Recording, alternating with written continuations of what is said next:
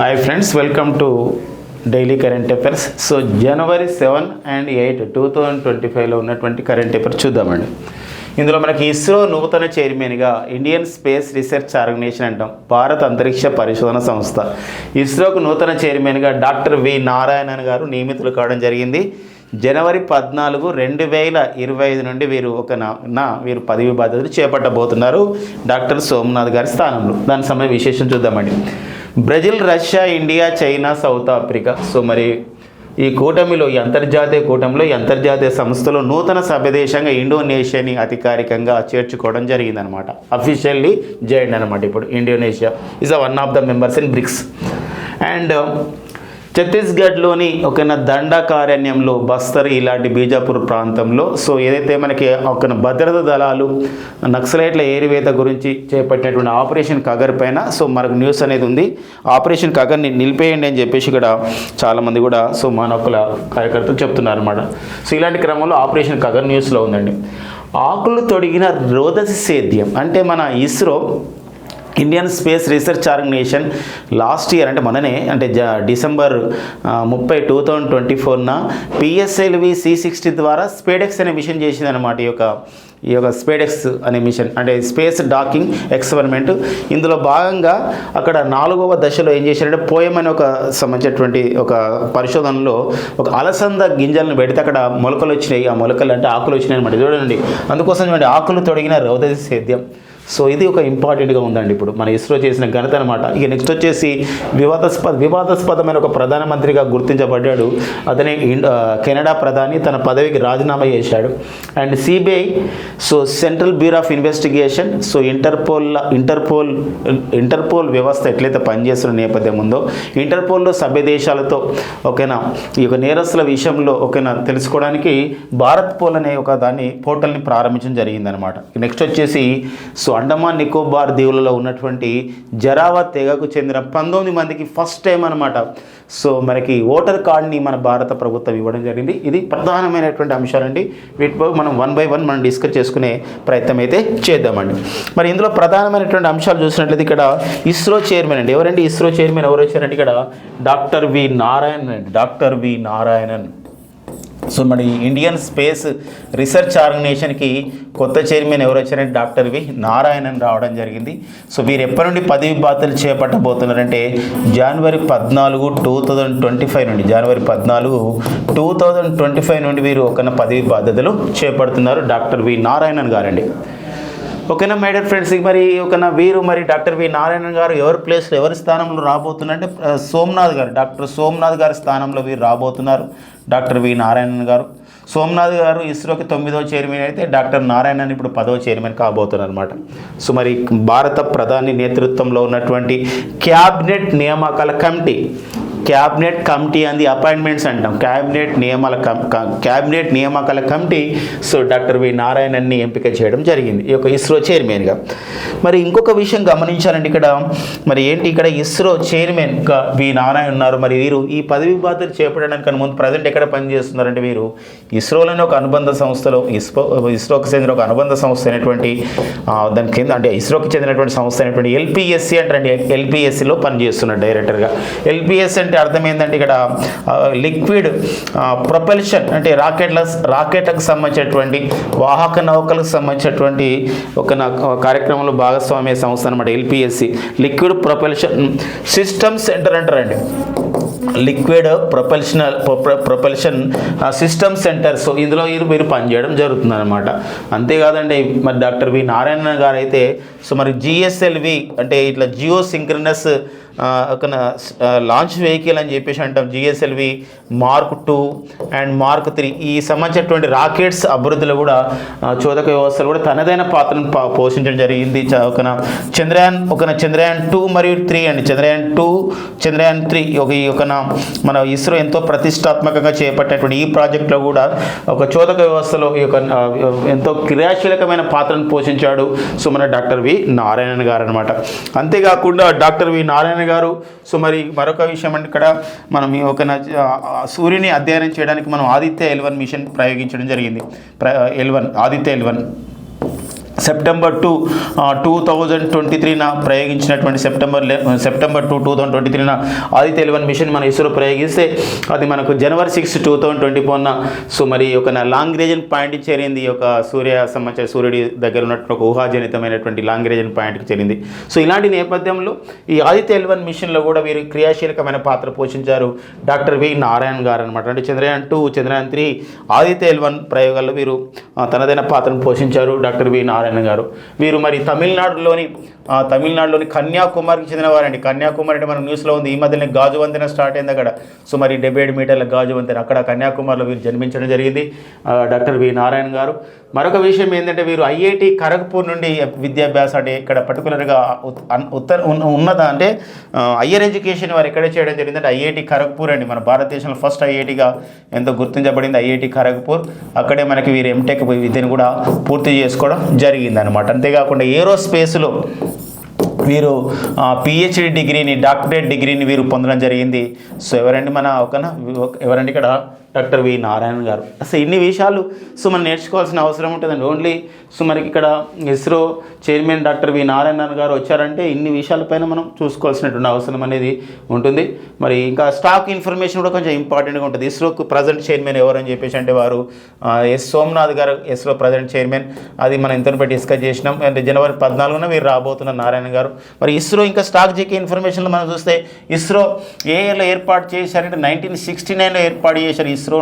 ఇస్రో యొక్క ప్రధాన కార్యాలయం ఎక్కడ కలదు అని చెప్పేసి అంటే బెంగళూరులో ఉందండి. బెంగళూరులో ఇస్రో ప్రధాన కార్యాలయం అనేది ఉందన్నమాట. సో అది ఇంపార్టెన్స్గా ఉంటున్న నేపథ్యం. ఇక నెక్స్ట్ వచ్చేసి మరొక అంశం అండి ఇక్కడ. సో మరొక అంశం మనకి బ్రిక్స్లో నూతన సభ్య దేశంగా ఇండోనేషియా చేరింది. ఇది ఒక అంతర్జాతీయ అంశం అండి. ఇది ఇంటర్నేషనల్ రిలేషన్స్. బ్రిక్స్ అంటాం యుకాటెరిన్బర్గ్ సమావేశంలో ఏర్పాటు చేయబడ్డ కూటమి ఈ సంస్థ అన్నమాట. ఒక G7 దేశాలకు ఒక ప్రత్యామ్నాయంగా ఎదుగుతున్నటువంటి కూటమి కూడా బ్రిక్స్ చెప్తున్నారు. ఎందుకోసం అంటే ఈరోజు బ్రిక్స్ దేశాల యొక్క ఏదైతే జీడిపి ఉందో గ్రాస్ డొమెస్టిక్ ప్రొడక్ట్ అంటాం కదా, ఇది మనకు 2032 నాటికి G7 దేశాల ఆర్థిక వృద్ధి రేటును అధిగమించబోతుందని చెప్పేసి చెప్తున్నారండి బ్రిక్స్ దేశాలన్నమాట. ఇది యుకాటెరిన్బర్గ్ సమావేశంలో ఏర్పాటు చేయబడింది. ఒక్కోసారి అడగవచ్చు యుకాటెరిన్బర్గ్ సమావేశంలో ఏర్పాటు చేయబడ్డ కూటమి ఏది అంటాడు. ఏదంటే ఇక్కడ మనకి బ్రిక్స్ అండి. గతంలో ఒకసారి అడగాడండి ఏంటంటే బాండుంగ్ సమావేశంలో ఏర్పాటు చేయబడ్డ కూటమి ఏదంటాడు. అది నామ్ అండి. నామ్ అనేది బాండుంగ్ సమావేశంలో ఏర్పాటు చేయబడింది అన్నమాట. ఇట్లా ఓకేనండి ఇక్కడ. సో మనకి అదొక విషయంగా గుర్తుపెట్టుకోవాలి. బ్రిటన్ వుడ్స్ సమావేశంలో ఏర్పాటు చేయబడేటువంటి సంస్థలు ఏమంటాడు. బ్రిటన్ వుడ్స్ సమావేశంలో ఏర్పాటు చేయబడేటువంటి సంస్థలు ఏవి అంటే IMF అండ్ వరల్డ్ బ్యాంకులు బ్రిటన్ వుడ్స్ సమావేశంలో ఏర్పాటు చేయబడడం జరిగిందనమాట. ఇలా క్వశ్చన్స్ వస్తున్న నేపథ్యం ఉంటుందండి. సో మరి బ్రిక్స్ యుకాటెరిన్బర్గ్ సమావేశంలో ఏర్పాటు చేయబడింది. Brazil, Russia, India, China, south Africa దేశాలు అన్నమాట. మరి బ్రిక్స్లో చాలా దేశాలు చేయడానికి రెడీ అవుతూ ఉన్నాయి. ఈ మధ్య కాలంలో ఇక్కడ సో 2023లో ఒక సమావేశంలో బ్రిక్స్ సమావేశంలో ఏం చేశారంటే సో కొన్ని దేశాలను జాయిన్ అనుకొని ఒక ప్రకటన చేశారు. తర్వాత 2024లో కొన్ని దేశాలు చేరాయండి. 2024లో బ్రిక్స్లో కొన్ని దేశాలు చేరాయి. సో ఏ దేశాలు చేరాయి 2024లో బ్రిక్స్లో అంటే Brazil, Russia, India, China, south Africa ఈ ఉన్న కూటమిలో కొత్తగా చేరిన సభ్య దేశాలు వచ్చేసి ఇక్కడ ఈ అంటే ఒకటి ఈజిప్ట్ అండి. ఇంకొక అంటే ఇక్కడ ఏంటంటే ఇథియోపియా చేరింది. ఈజిప్ట్ దేశం కూడా చేరిందండి. దాంతోపాటుగా ఇరాన్ దేశం చేరిందండి. UAE దేశం చేరింది. యాక్చువల్లీ సౌదీ అరేబియా కూడా రావాలి, కొన్ని డిలే చేస్తూ ఉంది రావడంలో, త్వరలో జరగబోతుంది. బట్ ఇప్పుడు అధికారికంగా 2024లో చేరినాయి. సో ఇప్పుడు 2025లో అధికారికంగా చేరుతున్నట్టు ప్రకటించిన దేశం వచ్చేసి ఏదంటే ఇక్కడ అంటే బ్రిక్స్ వాళ్ళే ప్రకటిస్తారనమాట. ఇండోనేషియా చేరిందనమాట. దీంతో బ్రిక్స్లో మొత్తం ఇవి 5 దేశాలు, ఇవి 4, 9, ఇది మొత్తం ఇప్పుడు 10 సభ్య దేశాలు అనమాట బ్రిక్స్లో. ఇప్పుడు త్వరలోనే ఇక్కడ అర్జెంటీనా కానివ్వండి, సౌదీ అరేబియా కానివ్వండి, బెలారస్ లాంటి దేశాలు కానివ్వండి, ఇలా సో ఇక్కడ చేరడానికి సిద్ధంగా ఉన్నాయి. త్వరలో అవి ప్రకటించబోతున్నాయి అనమాట. ఇది మనకు అధికారికంగా చూసుకోవాల్సినటువంటి అవసరం ఉంది. సో ఇది ఇంకా సౌదీ అరేబియాలో చేరాలి. యాక్చువల్గా కొన్ని బుక్లలో వాటిలో సౌదీ అరేబియా చేరుతున్నట్టు ప్రకటించారు. బట్ అధికారికంగా మాత్రం ఇదే సమాచారం అండి. ఓకేనా.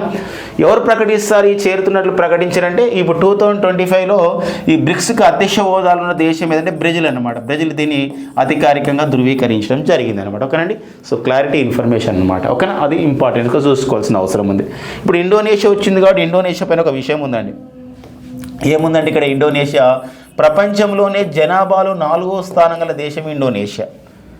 సో మనకి ఒక ప్రపంచంలో జనాభాలో 4వ స్థానం. ఇప్పుడు మన భారతదేశం జనాభాలో మొదటి స్థానం, చైనా 2వ స్థానం ఉంది, తర్వాత అమెరికా, తర్వాత వచ్చేసి ఇక్కడ ఇండోనేషియా, 5వ స్థానంలో బ్రెజిల్ ఉంటుంది ప్రపంచ జనాభాలో 4వ స్థానం అండి. ప్రపంచ జనాభాలో 4వ స్థానం గల జనాభా గల దేశం. ప్రపంచంలో ఎక్కువ ఐలాండ్స్ ఉన్నటువంటి దేశం కూడా ఏదంటే సో ఇండోనేషియా. ఓకేనా, ఇండోనేషియా సంబంధించినటువంటి రాజధాని కొత్తగా ప్రకటించారండి. జకర్తా ఉండే దాని ప్లేస్లో అంటే జకర్తా కాకుండా ఇంకొక నగరాన్ని నిర్మిస్తారనమాట. ఇండోనేషియా నూతన రాజధానిగా నసంతర. మరొక అంశం ఉందండి. సో ఇండోనేషియాకు ప్రజెంట్ అధ్యక్షుడు వచ్చేసి ప్రబవో సుబయంతో అని చెప్పేసి ఉన్నారు. సుబయంతో ప్రభో అంటారు. సో ఇతను ఒక ఇంపార్టెంట్ అండి. ఎందుకోసం అంటే ఇతను మనకి ఈ సంవత్సరంలో మన జనవరి 26 ఉందిగా, ఇప్పుడు ఈ నెలలోనే 2025న మన న్యూఢిల్లీలో భారత గణతంత్ర దినోత్సవాలు జరుపుకుంటాం. మరి ఈ భారత గణతంత్ర దినోత్సవాలు నిర్వహించుకునే టైంలో మన ముఖ్య అతిథిగా ఎవరు రాబోతున్నారంటే ప్రబవో సుబయంతో రాబోతున్నారు. ఇంకొక అంశం ఉంది. సో మరి మౌంట్ ఈబో అనే ఒక ప్రాంతం ఉందండి. ఇక్కడ ఇది ఒక వాల్కనో అనమాట. ఇది ఒక ఇండోనేషియాలో ఇది ఈ మధ్యలో ఎరప్షన్ అయిందనమాట. సో మౌంట్ ఈబో అనేది ఎరప్షన్ అయింది అంటే ఈ వాల్కనో అగ్నిపర్వతం అనేది బద్దలైన నేపథ్యం అనమాట. ఇటీవల కాలంలో recently in January 2025 which of the volcano erupted that is in the news అంటే అది మౌంట్ ఈబో. అది ఎక్కడ ఉందంటే వాల్కనో అది మనకి ఇండోనేషియాలో ఉందన్నమాట. అలా అడుగుతున్న నేపథ్యం. ఈ ప్రకృతి వైపరీత్యాల పైన డిజాస్టర్స్ పైన అడుగుతూ ఉంటాడు. ఇప్పుడు చూడండి, జనవరి 7, 2025 ఈ క్రింది ఏ ప్రాంతంలో భూకంపం వచ్చిందంటాడు. ఏదంటే టిబెట్ ప్రాంతంలో భూకంపం వచ్చింది. సో అట్లా గుర్తుపెట్టుకోవాల్సిన అవసరం ఉంటుందండి ఇలాంటి విషయాలు. ఓకేనా, ఇదొక అంశం. నెక్స్ట్ వచ్చేసి మరొక కరెంట్ అఫైర్కి వెళ్దామండి. సో ఆపరేషన్ కగార్ అండి. ఏంటండి ఆపరేషన్ కగార్? చూడండి, కంగారు కాదండి, ఆపరేషన్ కగార్ అండి. ఇది చాలా ఈ కగార్ అని ఇలా రాస్తాం. గతంలో ఇప్పుడు మన ఛత్తీస్గఢ్ ప్రాంతం ఉందిగా, ఛత్తీస్గఢ్లో బస్తర్ లాంటి ప్రాంతాలు ఉన్నాయి, ఆదివాసులు ఎక్కువగా ఉన్న ప్రాంతం. దాంతోపాటుగా ఫ్రెండ్స్ ఇంకా మనకి ఈ యొక్క బస్తర్ జిల్లా, బీజాపూర్ ఇలాంటి ప్రాంతాల్లో ఓకేనా ఈ యొక్క నక్సలైట్లకి అండ్ నెక్స్ట్ వచ్చేసి ఇక్కడ భద్రతా దళాల మధ్య ఏమవుతుందండి ఒక్కోసారి ఇక్కడ పోరాటం జరుగుతున్న నేపథ్యం ఉంటుంది. గతంలో అయితే సిఆర్పిఎఫ్ వాళ్ళు ఈ సిఆర్పిఎఫ్ అంటే సెంట్రల్ రిజర్వ్ పోలీస్ ఫోర్స్ వాళ్ళు అయితే ఆపరేషన్ గ్రీన్ హంట్ అనే పేరుతో నక్సలైట్ల కార్యకలాపాలను ఏరివేశారు, అంటే కొంచెం స్టాప్ చేశారు. తర్వాత క్రమంలో ఏమైందంటే ఇప్పుడు central armoured police forces CAPF అంటాం.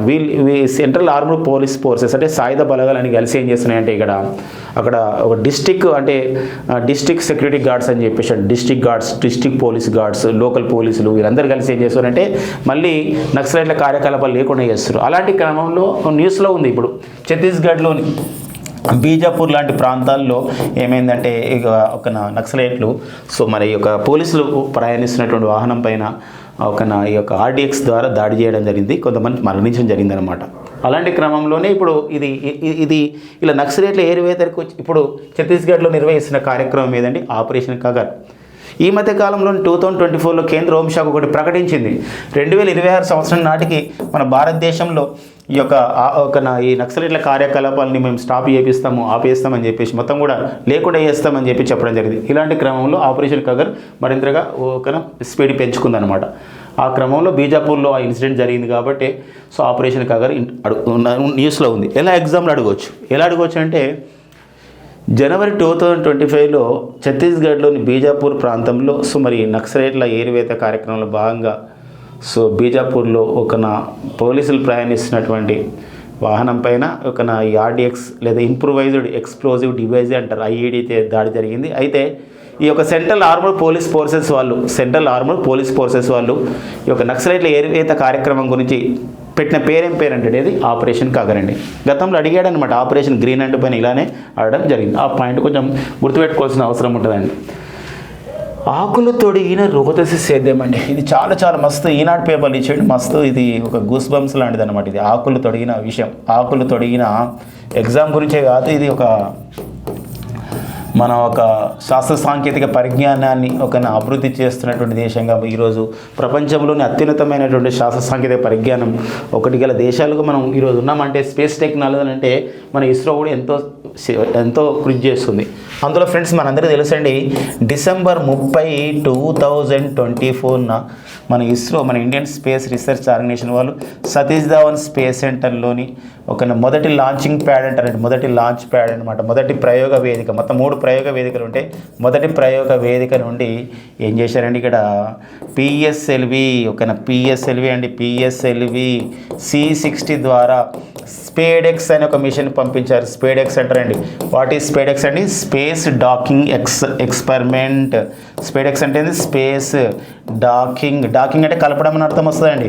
ఎందుకోసం అంటే మనము 2035 నాటికి ఏం చేస్తున్నాం తెలుసా? 2035 నాటికి 2035 నాటికి భారతీయ అంతరిక్ష స్టేషన్ ఏర్పాటు చేస్తున్నాం.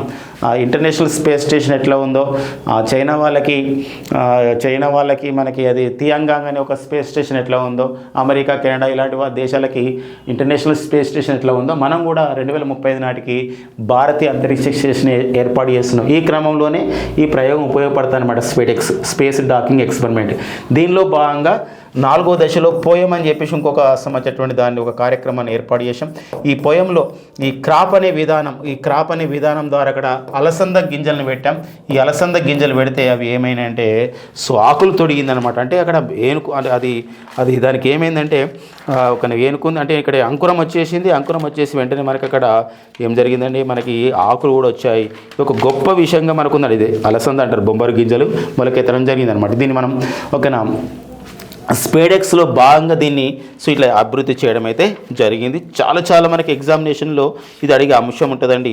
మరి ఈ యొక్క క్రాప్ అనే విధానం ద్వారా ఇది చేశారనమాట. క్రాప్ అంటే అబ్రివేషన్ అడిగే అవకాశం ఉంది మై డియర్ ఫ్రెండ్స్. క్రాప్ అంటే C అంటే కాంపాక్ట్ అండి, కాంపాక్ట్. R అంటే రీసెర్చ్ చేయాలి. సో మాడ్యూల్, ఇక్కడ ఏం లేకుండా మాడ్యూల్ రాసుకోవాలి. దేని గురించి ఈ module? For the orbital plant studies. Orbital అంటే కక్షలో తిరుగుతుంటే ఆర్బిటాల్ ప్లాంట్ స్టడీస్, కక్షలో తిరుగుతున్నప్పుడు కూడా ఏమైందంటే అక్కడ ఒక ప్రత్యేకమైన పరిస్థితులు క్రియేట్ చేశారు. కొంచెం మట్టి అవన్నీ తీసుకుపోయారు, అట్లా చేసారనమాట అక్కడ. ఇదనమాట క్రాప్ అంటే, compact research module for orbital plant studies అని చెప్పేసి అంటే మనకి చాలా ఇంపార్టెంట్ విషయం అండి ఇది. సో మనకి ఇది ఒక ఇంపార్టెన్స్గా మనం గుర్తుపెట్టుకోవాల్సిన అవసరం ఉంది. ప్రతి పాయింట్ కూడా మనం చూసుకోవాల్సిన అవసరం ఉందండి. ఓకేనా? ఇక నెక్స్ట్ చూద్దాం మై డియర్ ఫ్రెండ్స్. నెక్స్ట్ మనకు కరెంట్ పేపర్లో ఏముందో, జస్టిన్ ట్రూడో అండి. జస్టిన్ ట్రూడో అంటే చాలా రోజున వివాదాస్పదమైన వ్యాఖ్యలు చేస్తున్నాడు. జస్టిన్ ట్రూడో ఇతను ఎవరంటే చిన్న వయసులోనే కెనడాకు ప్రధాని అయ్యాడు.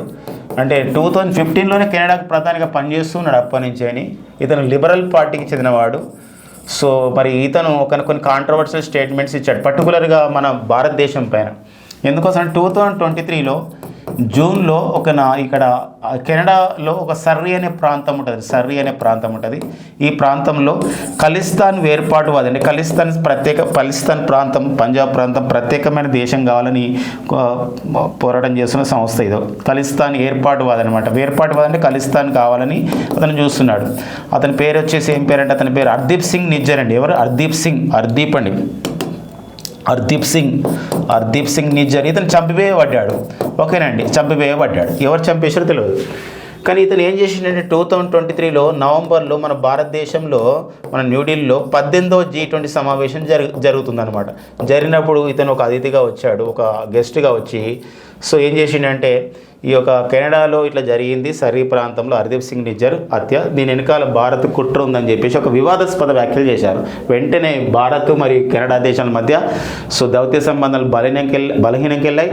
దౌత్య కార్యాలయాల్లో సిబ్బందిని తగ్గించుకోవడం జరిగింది. ఇంకా అది కొనసాగుతూ ఉందన్నమాట. ఇలాంటి ఎన్నో వివాదాస్పదాలు ఉన్నాయి.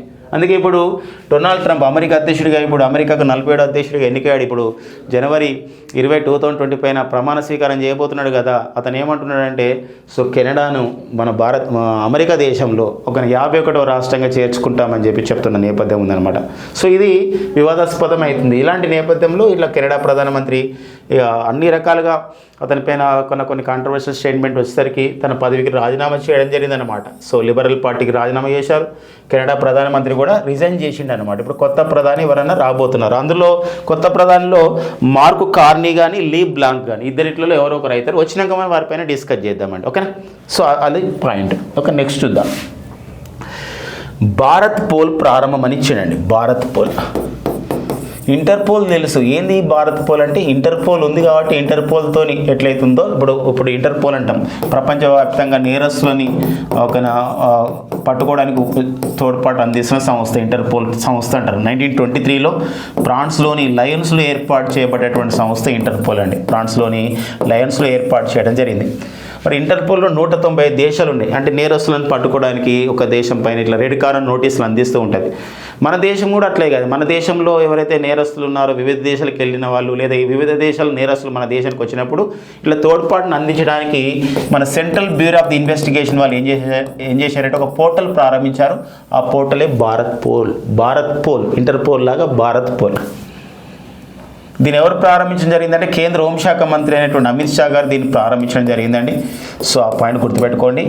సో మరి భారత్ పోల్. సో దాని యొక్క నేపథ్యం అనమాట. ఓకేనండి. నెక్స్ట్ చూద్దామండి. నెక్స్ట్ మరొక కరెంట్ పేరు ఉంది జరావా తెగ అండి. జరావా తెగ మస్తు ఇంపార్టెంట్ ఈసారి. జరావా తెగ పైన ఎన్ని పాయింట్స్ ఉన్నాయి చూడండి. జరావా తెగ అంటే ఎన్ని పాయింట్స్ వస్తాయి చూడండి. ఇది మనకు ఒక ట్రైబల్స్ అనమాట జరావా తెగ.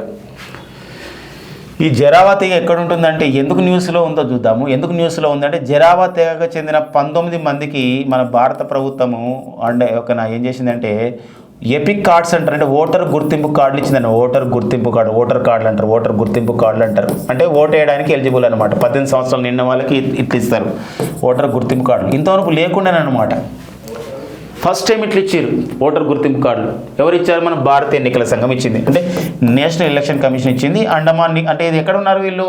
ఈ జరావా తెగ కావాలంటే అండమాన్ నికోబార్ ఐలాండ్స్లో ఉంటారండి. అండమాన్ నికోబార్ ఐలాండ్స్లో ఉన్నారు. అండమాన్ నికోబార్ ఐలాండ్స్లో పర్టికులర్ ప్లేస్ ఏంది మరి? అండమాన్ నికోబార్ ఐలాండ్స్లో ఎక్కడ ఉంటారు ఈ జరావా తెగ వాళ్ళని చెప్పేసి అంటే వీళ్ళు western Coast of south and middle Andaman islands. అంటే అండమాన్ నికోబార్ ఐలాండ్స్లో అన్ని ప్రాంతాలు లేరు, ఓన్లీ అండమాన్ ప్రాంతంలో ఉన్నారు. ఈ అండమాన్ ప్రాంతంలో ఎక్కడ ఉంటారంటే పర్టికులర్ ప్లేస్ వచ్చేసి ఇక్కడ western Coast of the south and middle of the Andaman islands అనమాట. అంటే వెస్టర్న్ అంటే పశ్చిమ, ఈ దక్షిణ ప్రాంతాలు అంటే ఆ ప్రాంతాలు వీళ్ళు ఎక్కువగా ఉంటున్నారనమాట అండమాన్లో జరావా తెగ వాళ్ళు. సుమారుగా అండమాన్లో అండమాన్ దీవులలో సుమారుగా 250 నుండి 450 మంది అంటే 250 నుండి 400 మంది మాత్రమే ఉన్నారు. అందులో ఇప్పుడు 19 మందికి మాత్రం ఓటర్ గుర్తింపు కార్డులు ఇచ్చారు. కొంచెం వీరు జనంతో గలవారనమాట. ఇక మోడర్నైజేషన్ దూరంగా ఉన్నారు. సో ఇది నేపథ్యం అండి ఇది జరావా తెగకు. మరి ఈ జరావా తెగ ఇక్కడ ఉన్నారు. అయితే మరి ఈ జరావా తెగకి ఇలాంటి తెగలు మనకు అంటే ఇంకా అభివృద్ధికి నోచుకొని వైద్య సదుపాయాలు తర్వాత విద్యా సౌకర్యాలు లేని ఈ యొక్క గిరిజన తెగలు ఇలాంటి వాళ్ళకి అలాంటి వైద్య అంటే ఎడ్యుకేషన్ హెల్త్ అందించడానికి మన భారత ప్రభుత్వం ఏం చేసిందంటే 2023 నవంబర్ 15న భారత ప్రధాని నరేంద్ర మోడీ గారు పిఎం జన్మన్ యోజన అనే కార్యక్రమాన్ని ప్రారంభించారు. పిఎం జన్మన్ యోజన అంటే భారతదేశంలో ఒక 18 రాష్ట్రాలు మరి కేంద్రపాలిత ప్రాంతాల్లో 75 పీవీటీజీలకి పీవీటీజీ అంటారు. పీవీటీజీ అంటే ఇక్కడ ఏంటంటే అబ్రివేషన్లో మనకు తెలుసండి పర్టికులర్లీ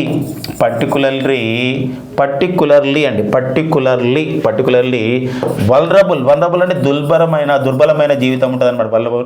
వల్నరబుల్ ట్రైబల్ గ్రూప్స్ అంటారు. అంటే ఇక్కడ ఏంటంటే విద్య ఆరోగ్య సౌకర్యాలు లేకపోవడం, ఎడ్యుకేషన్ సౌకర్యాలు లేకపోవడం, అలాంటి ట్రైబల్ గ్రూప్స్ వాళ్ళకి సౌకర్యాలు కల్పించడానికే ఈ 75 పీవీటీజీ వర్గాలకు కల్పించడానికి పిఎం జన్మన్ యోజన ప్రారంభించారు. అందులో వీరొకరు అనమాట జరావా తెగ. జన్మన్ అంటే ఏంది? ప్రధానమంత్రి జనజాతి ఆదివాసీ న్యాయ మహా అధినియం అంటారు. ప్రధానమంత్రి జనజాతి ఆదివాసీ న్యాయ మహా అధినియం అంటారు. ఒకసారి రాసుకుందామండి. ఎందుకోసం అంటే పిఎం అబ్రివేషన్ పరంగా కూడా అడగవచ్చండి. పిఎం జన్మన్ యోజన.